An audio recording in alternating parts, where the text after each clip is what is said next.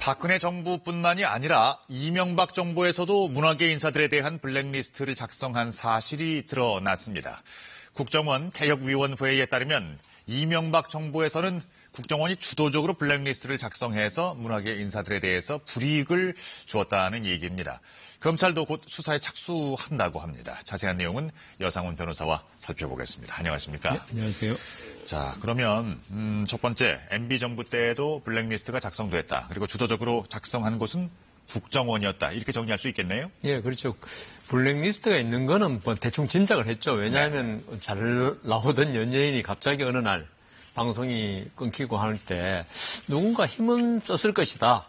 그런데 과연 그 배우가 누구냐에 대해서는 이제 뭐 알 수 없었는데 예. 이번에 그 국정원 개혁위원회가 지금 적폐청산 차원에서 지금 과거를 지금 다시 조사하고 있는데요. 네. 이번에 이명박 정부 때는 국정원에서 이걸 주도적으로 했다. 아하. 이게 더 충격을 주고 있는 거죠. 마치 군사 독재 시절에 중앙정보부나 그 국정원이 무소불위의 권력을 휘두르게 마치 다시 악몽이 지금 되살아나는 그런 느낌입니다.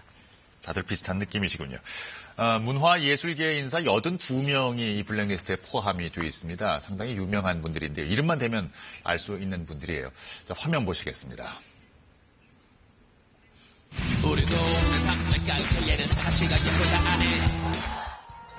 가수 윤도현 씨는 지난 2008년 TV와 라디오 프로그램에서 전격 하차합니다. 자, 그리고 라디오 프로그램을 진행했던 김미화 씨도 비슷한 시기에 퇴출되죠. 당시에 소문만 무성했던 하차 배경이 공개됐습니다. 이명박 정부 시절 이른바 문화예술계 블랙리스트에 들어가 강제로 퇴출됐다는 것입니다.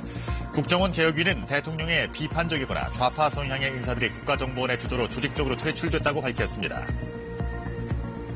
당시 국정원이 만든 블랙리스트는 문화계, 영화계, 그리고 방송인, 가수 등 3개 분야의 82명입니다. 문화계에는 이회수, 조정래, 진중권, 영화계 문성근, 명계남, 영화감독 이창동, 박찬욱, 봉준호, 방송인과 가수는 윤도현, 김미화 등이 포함됐습니다. 또 배우 김명곤, 이준기, 유준상 씨, 방송인 박미선, 배칠수 씨, 가수 안치환, 양희은 씨 등이 문화예술계의 블랙리스트로 추가 공개됐습니다. 글쎄요, 선정 기준이 짐작은 됩니다. 이게 당시 정권의 비판적이었다는 건가요? 그렇죠. 기본적으로 비판이죠. 네. 특히 당시에 그 이명박 대통령에 대해서 예. 어떤 막말이라고 그러죠. 막말이라고 그러고 또 이제 어떤 적에 언어 테러. 언어 테러요? 그 말을 한 사람들. 그다음 좌편향. 그거는 이제 정부 측이 그때 이명박 정권이 보기에 좌성향. 네. 그 영상물을 제작한 감독이나 이런 분들. 그다음 불법 촛불 시위라고 그러죠. 불법 시위가 촛불 시위에 나와서 젊은 층을 선동했다고 평가된 사람들. 네. 예, 근데 기본적으로 당시 이명박 정부에 대해서 비판적인 사람들이었죠. 그러니까 작가들 가운데는 대단히 비중이 있는 작가들이었습니다. 예. 이회수, 조정래, 진중권 같은 분들이요. 그러니까 이분들도 역시 비슷한 시선인가요? 그 이회수 작가 같으면 파워 트위터죠. 240만 명 정도의 그 팔로우를 거느리고 있는 진짜 그렇죠. 영향력 있는 그 트위터인데 예, 대통령이라고 불렸죠? 예, 네. 그래서 그게 뭐라고 했냐면은 외계인은 지구에 있는 모든 그 뭐를 좀 비하하는 말이라서 좀 하기는 뭐하지만은 데리고 줘. 설치류였나요? 예, 설치류였는데 네네. 그때 이명박 대통령에 대한 어떤 비하하는 그 별명으로 많이 불렀는데 네. 이런 말을 해가지고 갑자기 2008년에 그가 진행하던 MBC의 모 프로그램에서 갑자기 하차하게 됐고요. 그다음 조정래 씨도 모든 정권은 끝나고 나면은 비판을 받는다. 이 정권은 4대강 사업으로 받을 것이다. 네. 이렇게 해가지고 조정래 작가의 아리랑이라는 작품이 네. TV 드라마로 만들어지기로 했었는데 갑자기 무산돼 버렸죠. 그 진중권 교수 역시 진보 논객으로서 많이 비판을 했는데 그러다 보니까 그가 맡았던 강의가 갑자기 취소되는 그런 일이 있었습니다. 그랬었죠. 그리고 방송인 김미화 씨 같은 경우는 당시에 상당히 논란이 있었습니다. 라디오 프로그램에서 이제 하차하게 되면서 네, 가수 윤도현 씨, 박미선 씨도 여기 그리고 배우 유준산 씨나 이준기 씨는 왜 여기 포함되어 있을까요? 그 이준기 씨는 그 광우병 촛불 집회를 그 경찰들이 강경 진압한 그 강경 진압 자체를 또 비판했고요. 네. 그다음 유준상 씨는 그 노무현 대통령 서거 후에 그 빈소 철거에 대해서 항의하는 글을 대검찰청 홈페이지에 예. 남기면서 현 정부를 비판했던 것. 그걸로 인해 가지고 아마 블랙리스트에 올랐지 않나 그렇게 추측됩니다. 배우 김명곤 씨는 뭐 어떻게 전 정권에서 뭐 장관을 해서 그런가요? 아니면 아무래도 그런 면이 없을 수 없겠죠. 또 전 정권 장관에 했으면은 지금 이명박 정권에 대해 비판적일 수밖에 없는 인사니까요. 예, 배우 8명, 그러니까 영화계에는 배우 8명, 감독이 52명이에요. 예. 제일 많은데요, 이 분야가? 그러니까 아무래도 이 이명박 대통령에 대한 비판적인 영상 이런 걸 갖다가 자꾸 제작하니까 뭐 신기가 불편했지 않겠습니까? 그리고 네. 이거는 뭐 제가 볼 때는 보수 정권과 이 문화계는 필시적으로 좀 충돌할 수 있는 면이 있다. 네. 문화인이라면 좀 진보적이고 창의적일 수밖에 없고요. 네. 그렇다면 현상을 타파하자는 게 문화와 언론의 역할 아니겠습니까? 예. 그런 면에서 진보 정권 때마다 지금 박근혜 정권 블랙리스트도 마찬가지고 자꾸 블랙리스트 일이 벌어지네요. 그러네요. 그러니까 이 블랙리스트가 작성된 시점이 2009년입니다. 예. 2009년에 무슨 일이 있었는지 뭐 좀 잘 기억을- 아시겠지만 그 광우병 소위 말하는 촛불 집회가 계속 벌어졌고 그랬죠. 그래서 2008년 2월에 이명박 대통령이 취임했지 않습니까? 네. 근데 4월부터 이 광우병 집회가 벌어져서 계속 이명박 대통령이 집권 초기에 거의 정권이 그러니까 이 대통령의 업무를 못할 정도였어요. 이 광우병 하나 때문에. 그래서 아마 더 민감해졌고 그게 바로 블랙리스트 이어졌지 않았나 그렇게 추측됩니다. 네. 봉준호 감독 같은 경우는 뭐 세계적인 지금 성과를 올리고 있는 예. 당사자인데요. 그러니까 아무래도 문화예술계 인물들이 대중적인 파급력, 영향력 면에서 그죠. 이제 월등하다고 본 거죠. 예.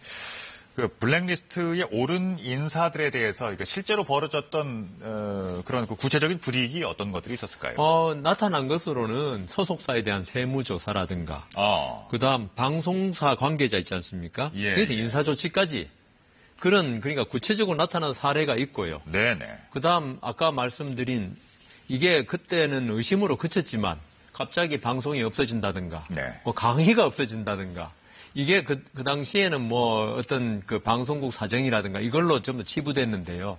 지금 이 문제가 터지고 보니까 이게 전부 다 국정원의 어떤 압력에 의해서 행해진 일이 아닌가. 네. 지금 그렇게 의심을 받고 있는 거죠. 그러니까 해당 연예인들이 이런 이제 사실이 밝혀지고 나서 뭐 SNS에 심경을 올리기도 했습니다. 배우 김규리 씨 이분은 그러니까 나의 이 글자 몇 자에 꽃다운 30대가 훌쩍 가버렸네. 10년이란 소중한 시간이 가버렸네. 뭐 이런 이제 심경을 공감이 가는데요. 많은 분들이. 문성근 씨는요.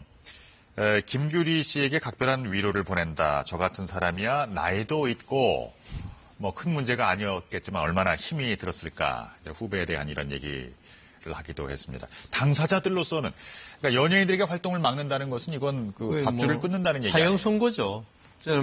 저같이 나이 든 사람들은 사실 70년대에 어떤 특히 가수들 네. 외색 가요다, 무슨 가요다, 방공 가요다 해가지고 출연 금지가 참 많았어요. 예. 그럴 때 그분들이 한참 이제 그 방송 활동을 하려고 할 때 이런 일이 있으면 거의 무명으로 끝나버리는 게 많더라고요. 그렇죠. 이번에 블랙리스트 올랐던 분들도 사실 그런 분들이 많습니다. 네. 그런데 또 한편 생각하면 김규리 씨가 어떤 말을 했냐면 촛불 집회에서 예. 소고기를 먹느니 청산가리를 먹겠다고 해가지고 그랬죠. 아주 그게 인구의 해자도 되고 했는데 근데 저는 이제 이 연예인들이 이렇게 한 국정원이 잘했다는 건 절대로 아닙니다. 이건 국정원에 속한 업무도 아니고요. 예. 제가 오늘 이게 나오려고 하면서 국가정보원법을 보니까 대내 어떤 안보에 관한 정보를 수집하고 하는데 국정원이지 예. 어떤 연예인들을 압박하고 또 뭐 함으로써 어떤 홍보전을 펴는 게 국정원의 임무가 아니거든요. 네. 국정원 측이 이런 압력을 가해서 연예인들의 입을 막은 거 이거는 뭐 도저히 용서가 안 되는 건데 연예인들도 이 기회에 한번 반성은 좀 해야겠다. 특히 촛불 집회에서 광우병 가지고 사실 그때 얼마나 떠들었습니까? 근데 그 이후에 광우병 걸린 사람이 한 명도 없거든요. 그래, 그런 걸 볼 때 연예인들이 워낙 대중적인 영향이 크기 때문에 네. 이런 일이 벌어졌다. 그래서 연예인들도 조금 이제 이런 면에 관해서 어떤 사실관계를 확실히 파악하고 예. 좀 발언을 했으면 좋겠다는 생각도 듭니다. 한 7, 8년 만에 이제 이게 사실이 밝혀졌는데 검찰에서는 이거 수사한다고 그랬습니다. 수사해야죠. 예, 그리고 그러니까, 원세훈 당시 원장이었죠. 네. 원장이고 김주성 기조실장이었던 걸로 알고 있는데요. 이분들에 대해서 수사를 안 할 수가 없는 게 이거는 국정원법에 직권 남용죄가 있습니다. 네. 그게 사람한테 의무 없는 일을 시킨 거죠. 아하. 그러니까 방송국 관계자한테 이 사람 출연시키지 마라. 이건 법에 있는 것도 아니거든요. 예. 국정원이 또 지시할 사항도 아니고 그렇다면 이건 직권 남용죄가 되기 때문에 수사를 안 할 수는 없습니다.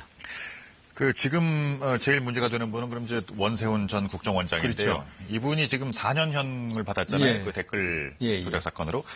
추가 기소도 가능한가요? 추가 기소가 될 것 같고요. 지금 원세훈 아하. 원장은 거기다가 예. 민간인 댓글 그 지시 있지 않습니까? 예. 그것도 지금 수사를 하고 있기 때문에 이게 모두 다 그 유죄로 된다면 상당한 지금 뭐 형을 더 살아야 될 것 같습니다. 네.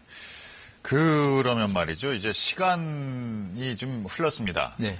그러니까 사안별로는 어떻게 그 공소시효 만료가 예, 되는 예. 것들도 있나요? 직권남용죄, 국정원법상 직권남용죄의 형이 7년 이하의 징역이고 예. 7년 이하의 징역이 공소시효가 7년입니다. 네. 그렇기 때문에 이게 공소시효는 언제 중지되냐 하면 검사가 기소할 때 공소를 제기하면 이제 공소시효가 정지되는데요.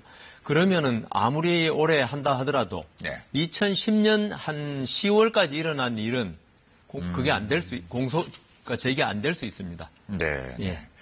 그러니까 이제 박근혜 정부의 김기춘 전 비서실장 같은 경우는 그러니까 이것들도 이제 그냥 우리가 블랙리스트라고 네, 항상 예, 부릅니다만은 그러니까 문화예술계 지원 배제 명단 네. 이 사건을 이렇게 부릅니다. 1심에서 3년형을 받았습니다. 네.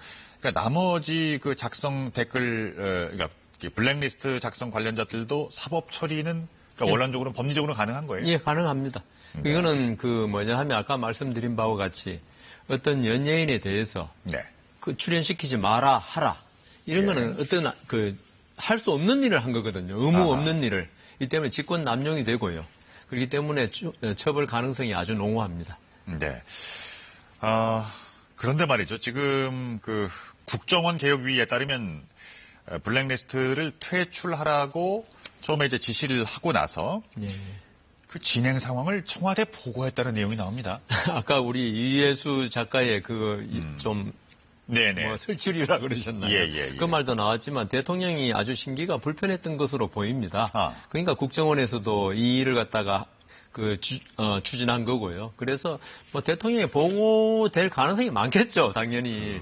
그런데 지금 이 부분에 관해서 뭐 전직 대통령을 이걸로 수사한다. 이거는 또 다른 논란을 불러일으켜서 사실 책임자를 처벌 못하게 될 가능성이 있어서 아하. 제 생각에는 좀 신중하게 접근해야 되지 않을까 예. 그런 생각도 듭니다. 끝으로 간단하게 예. 이 내용만 좀 여쭙고 싶은데요. 김미화 씨가 예. 국가에 소송하겠다는 뭐 이런 얘기를 밝힌 바가 있어요. 법리적으로 이거 가능합니까? 가능합니다. 이거는 왜냐하면 아까 제가 말씀드린 대로 다른 뭐 국정홍보처에서 적극적으로 우리 그 대통령의 입장을 밝혔자 이런 포지티브 전략이 아니고 네.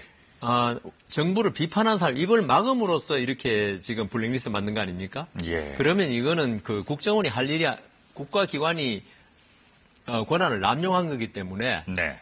위자료나 어떤 이런 그 손해배상을 청구할 수 있는 사건으로 보입니다. 잘 알겠습니다. 자, 이렇게 해서 여상원 변호사와 말씀을 나눠봤습니다. 감사합니다.